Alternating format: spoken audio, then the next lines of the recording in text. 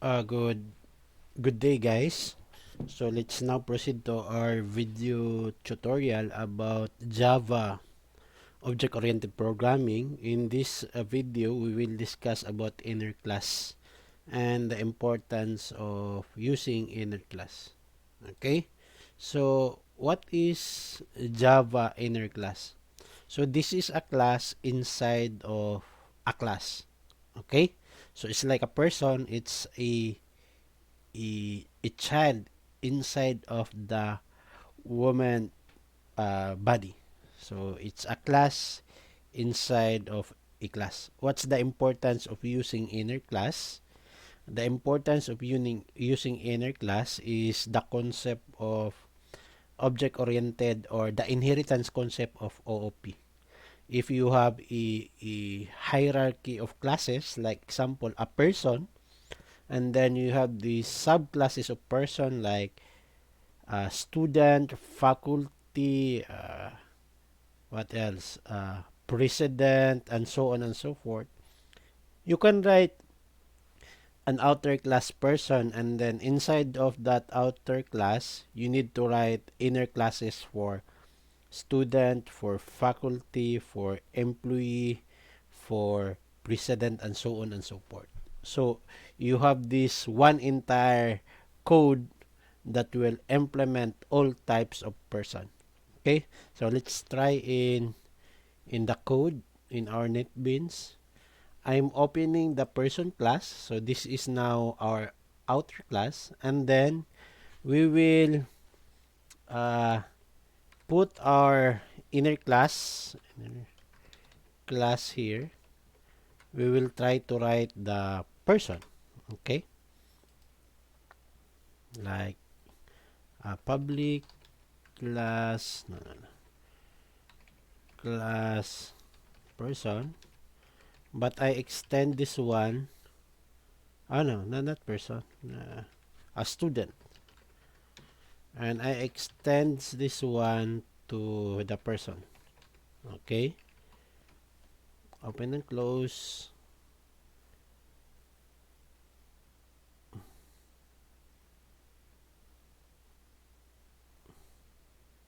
What's happened?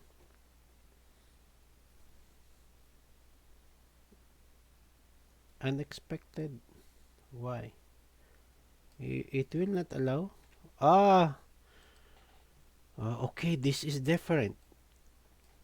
You cannot write the extends here inside of the inner class, inside of the outer class. Ah, okay. But the object-oriented concept of inheritance, you need to write the extends here. Now, for the implementation, just for the implementation of the inner class, we will declare a student as an inner class of a person. Okay? And then, let's try to declare a variable for a student here, like student uh, string student ID equals 2022-001. Okay? And semicolon.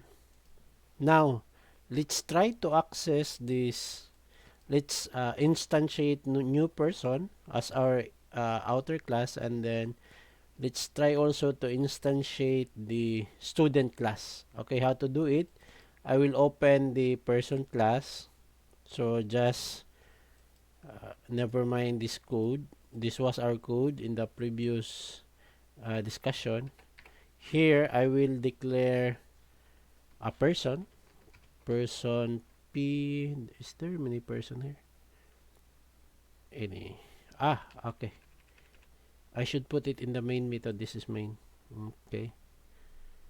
So here is the implementation, like person. There's so many person now.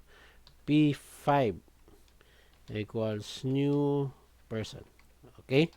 So we can instantiate the person, but I want to instantiate the student which is inside of the person class. How to do it? So you need to write the person that, see, you can see the inner class of the person, which is student, is the one equals new equals new. Here it's no longer new, but you need to use the object that you instantiate at new student. So that's how to instantiate an inner class. And then let's try to call the property inside of the person class. No, student class. We will declare variable here, like I will open the student. Where's the student? That's inside of the person, right? We will apply setter and getter. Okay. Setter and getter. Okay. We'll use the public class, encapsulate, and then so inside of the main class, let's try to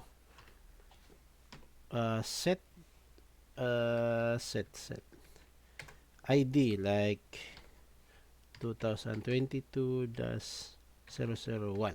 Okay, and let's try to display the value of the student ID, get student ID, and then run. There's so many output here because of this one. I will disable this part.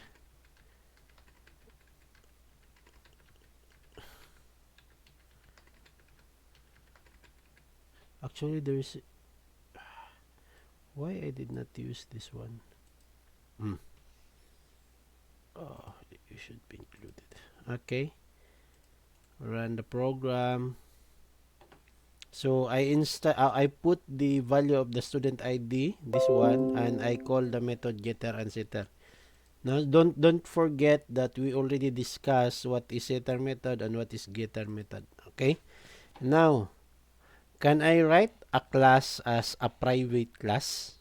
Private in private inner class. Okay? Private inner class. The answer is yes. You can also write here, not public.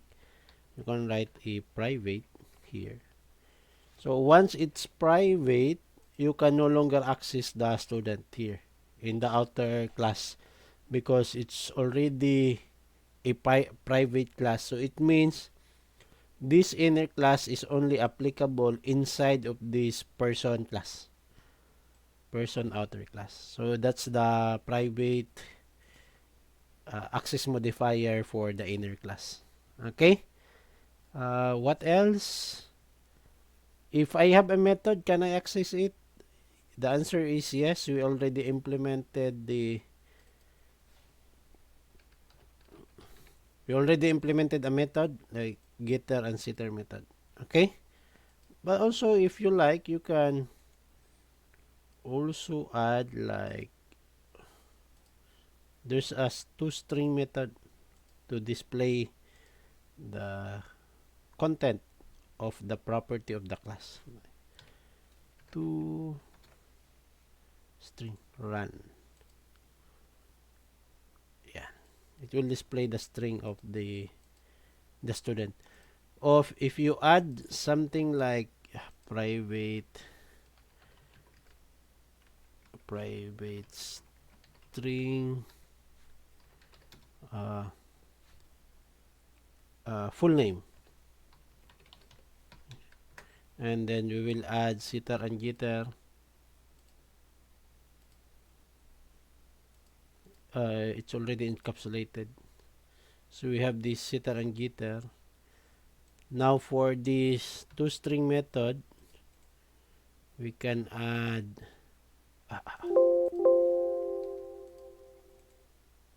insert toString for the to, And then here we can declare, or we can put the values for our full name,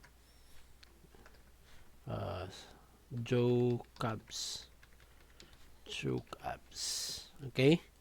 When we run the program, it will display the student ID and the full name of the student. And the concept of the return is like this one line only. Okay, so that's a very simple way of coding inner class. That's all for this video, and see you for the next video about abstraction.